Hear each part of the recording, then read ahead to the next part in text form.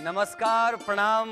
हम सत्येंद्र संगीत बिग गंगा के आपन सब दर्शकन के अभिनंदन करतानी, स्वागत करतानी आपन ओह कार्यक्रम में, जौन कार्यक्रम के नाम है प्रभु संग प्रीत लगाई। भजन के आपन ई कार्यक्रम के ई एपिसोड में आज हम रउआ लोग के बताई कि धन के देवी लक्ष्मी के कैसे प्रसन्न कइल जाओ। उनकर प्रसन्नता से ही हमार घर, रउआ के घर धन धान्य से भरी। लेकिन चली यह कार्यक्रम के शुभारंभ कइल जाओ और देखल सुनल जाओ एक सुंदर सा भजन। एक दिन मां पार्वती जी आपन स्वामी भोलेनाथ से बहुत अर्जी विनती करताड़ी और बड़ा निहोरा करताड़ी कि ये स्वामी जी, ये हमारे सैया जी, ये हमारा राजा जी, ऐसे ही हम कितना दिन तक कष्ट सहत रहब। कौना भाव से अपन स्वामी से कह दड़ी कि चुवेला मड़ैया तोहर छापरे नइखे ऊपर, हे राजा कि चुवेला मड़ैया अरे तोहर छापरे नइखे ऊपर,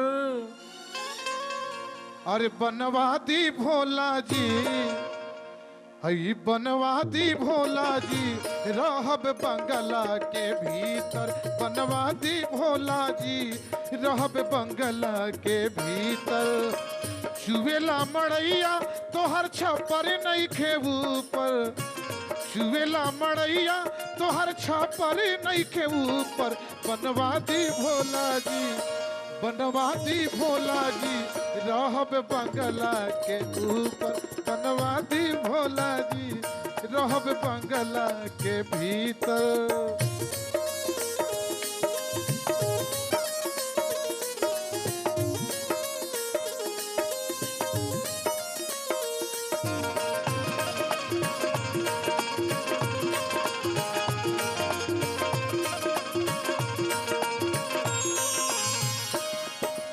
ये स्वामी जी बसहा पे चढ़ के रौरा घूमी धाम धाम जी, अब फुर्सत न बाटे हमरा पिसला से भाग जी।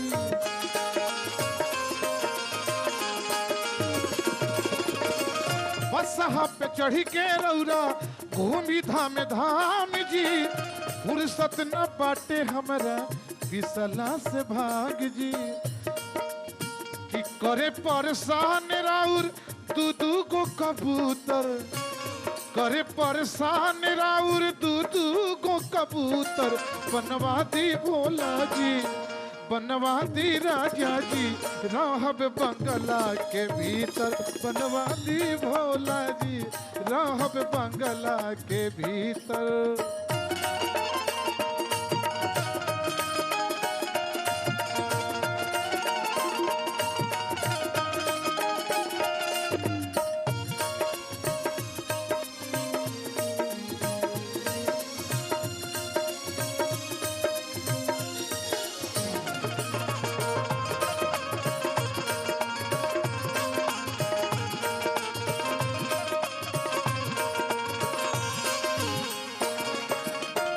सबका के देहनी रौरा कोठा से अटारी, टूटही पलानी बाटे चारों ओर दुआरी।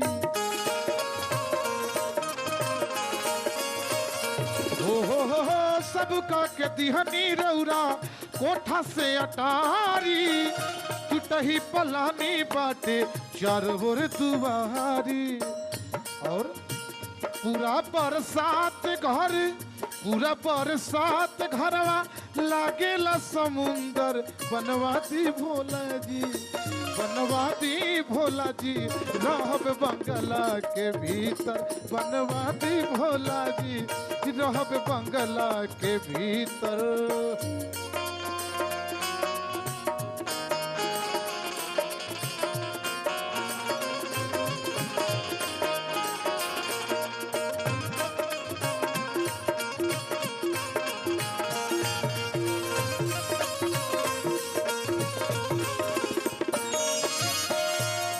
पी के दिन भर रौरा रही मतवाला, कार्तिक गणेश घर में करत बाड़े हाला। हो भांग पी के रहुआ दिन भर रही मतवाला, अरे कार्तिक गणेश घर में करताड़े हाला। और हरेंद्र अजय के नेत्र बसुंदर, हरेंद्र अजय के अरे मनावा बसुंदर, बनवादी भोला जी, बनवादी भोला जी, रहब बंगला के भीतर, बनवादी भोला जी, रहब बंगला के भीतर। चुवेला मड़ैया तोहर छपरे नहीं खेबू पर, चुवेला मड़ैया तोहर छपरी नहीं खेबू पर, बनवादी भोला जी, बनवादी सैया जी, रहब बंगला के भीतर, बनवादी भोला जी, रहब बंगला के भीतर, बनवादी भोला जी, रहब बंगला के भीतर, बनवादी भोला जी, रहब बंगला के भीतर, बनवादी भोला जी, रहब बंगला के भीतर। वाह, कितना सुंदर लागल ई भजन। रउआ इतना काहे घबराता नहीं? रउआ के साथ जे भइल बा वो अच्छा खातिर भइल बा, जे हो रहल बा वो भी अच्छा खातिर हो रहल बा, और जे होई वो भी अच्छा होई। भगवान श्री कृष्ण गीता में कहले बाने कि अतीत पर रोई ना और भविष्य के चिंता ना करी, हमेशा वर्तमान के आनंद ली। जब रउआ के वर्तमान बढ़िया होई, अच्छा होई, तो भविष्य अपने आप सुधर जाई। तो आई वर्तमान के आनंद लिहल जाओ और देखल सुनल जाओ एक सुंदर सा भजन।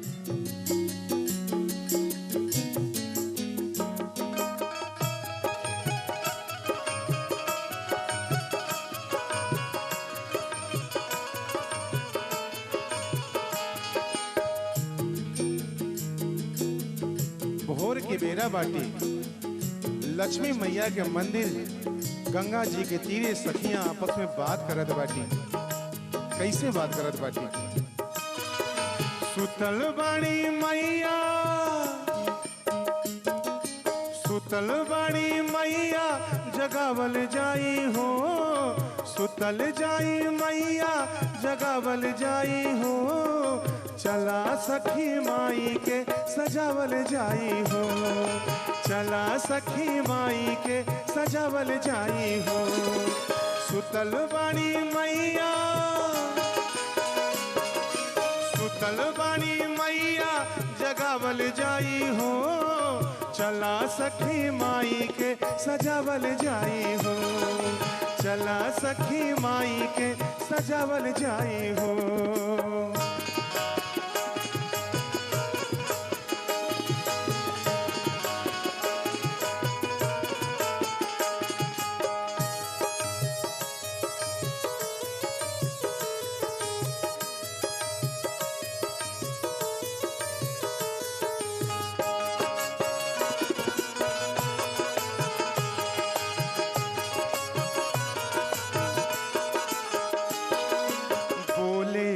मुर्गा की भोर होई गईले,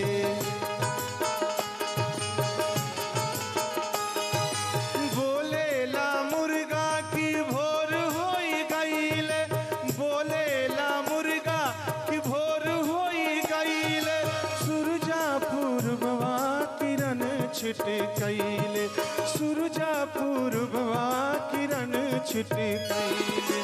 कलसा भरी पौआ,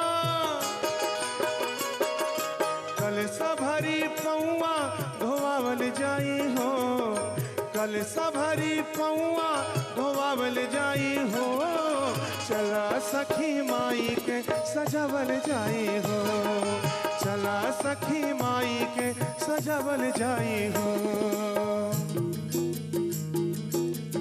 जय हो, जय हो।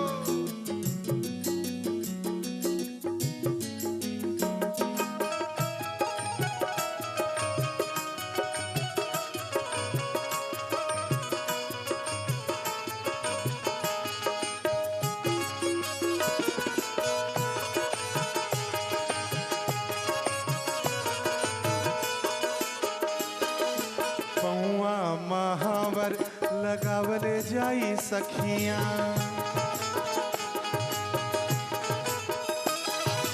पौआ महावर लगावल जाई सखियां, पौआ महावर लगावल जाई सखियां। लीलरा पे छोटी छोटी कुमकुम के बिंदिया, लीलरा पे छोटी छोटी कुमकुम के बिंदिया। हथवा में मेहंदी, हथवा में मेहंदी रचावल जाई हो, हथवा में मेहंदी रचावल जाई हो। चला सखी ए सखी, चला सखी माई के सजावल जाई हो, चला सखी माई के सजावल जाई हो।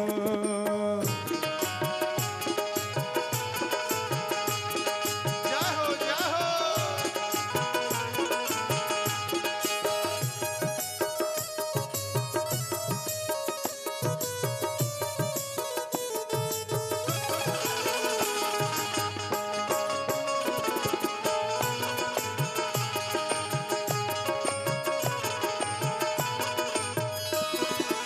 लाली रंग गोटा वाली चुनरी ओढ़ा के,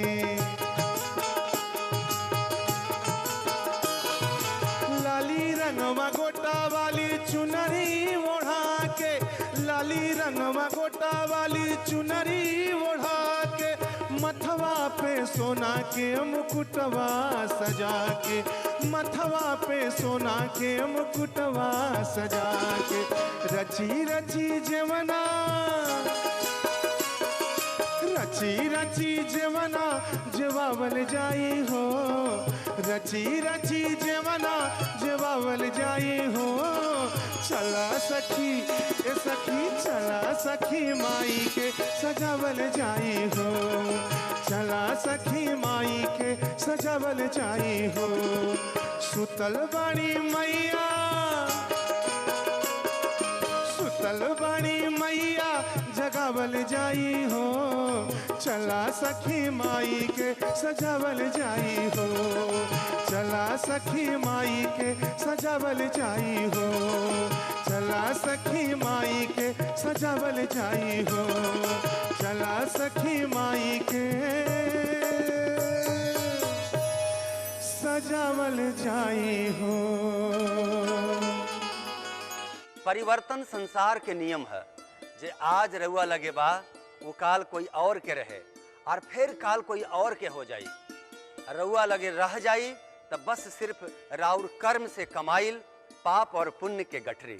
चलिए अपन पुण्य के गठरी के भारी कल जाओ, और पुण्य के गठरी तब्बे भारी होई जब भजन होई, और जब भजन होई तब भगवान से रउआ के आस्था लागी। चलिए देखी सुनल जाओ एगो सुंदर सा भजन। झिर झिर बहेला पवनवा नवरात्र महीनवा मैया,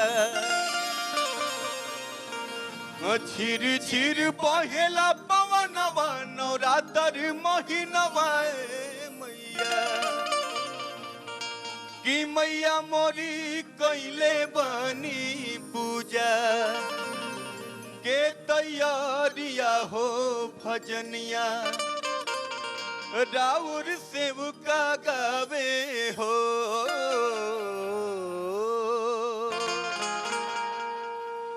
नवरात्र के महीना में एगो भक्त की इच्छा रहे कि माई के हम का चढ़ाई कि माई हमारा पर खुश होकर आशीर्वाद देश। ऐसा ही एगो भक्त के कामना बा माई के प्रति। देखी माई से का कहले बा अपने भाव में। झिरी झिरी बहेला पवनवा नवरात्र महीनवा मैया, झिरी झिरी बहेला पवनवा नवरात्र महीनवा मैया। कि मैया मोरी कैले बानी पूजा के तैयारिया हो भजनिया, चंदनंदन गावे हो। कि मैया मोरी कैले बानी पूजा के तैयारिया हो भजनिया, चंदनंदन गावे हो। झिर झिर बहेला पवनवा नवरात्र महीनवा मैया, झिर झिर बहेला पवनवा नवरात्र महीनवा मैया। कि मैया मोरी कैले बानी पूजा के तैयारिया हो भजनिया चंदन नंदन गावे हो कि मैया मोरी कइले बानी पूजा के तैयारिया हो भजनिया राउर सेवका गावे हो हाँ। जाहो।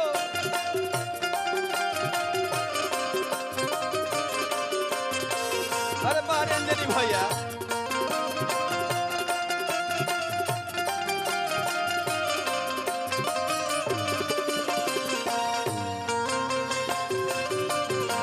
जाहो जाहो।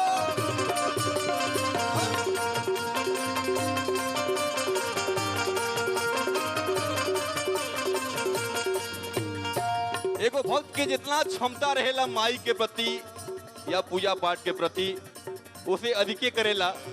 ये कोनो जरूरी नहीं है कि ज्यादा धन से ज्यादा उनके मनौला से ही काम चले, तनी प्रेम रहे के चाहिए, दिल में रहे के चाहिए। कॉल गइल बा ढोलक ताल शंख बजना बजाई के हुमवा हवनवा करे घिउआ गिराई के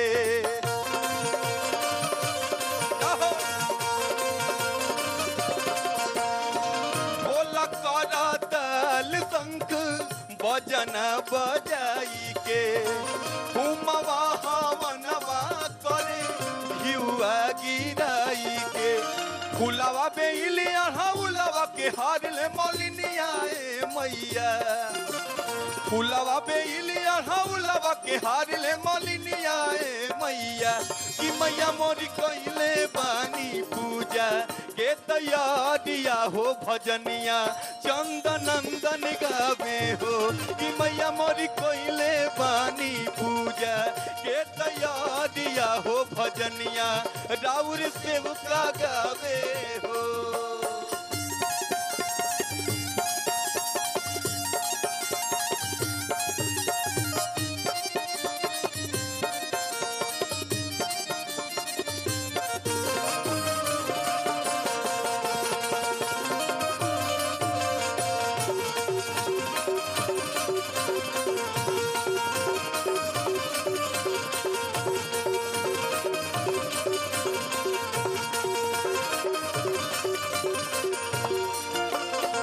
भक्त माई के मोहनी मूरत के वर्णन केले बा कहले बा देखी कैसे सजला सिंगार माई के मोहनी मूरतिया निमिया के डर माई गाई गाई गीतिया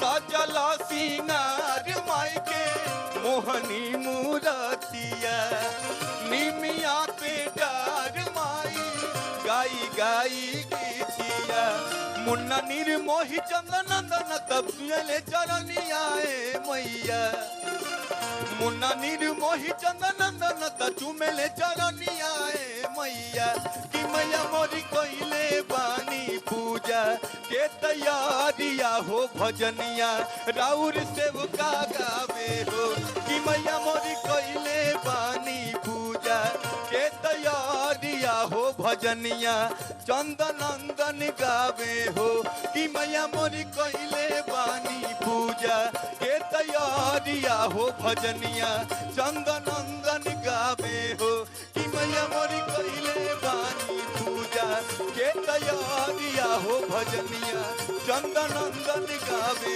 हो कि मैया मोरी कइले बानी पूजा के तैयारिया हो भजनिया चंदन नंदन गावे हो। अब समय आ गइल बा ओह बात बतावे के जौन बात बतावे के हम रउआ से वादा के ले रही कि लक्ष्मी देवी के कैसे खुश कल जाओ। अगर लक्ष्मी माता के खुश करे के बाद तो उनकर कुछ नियम बा हम बतावतानी।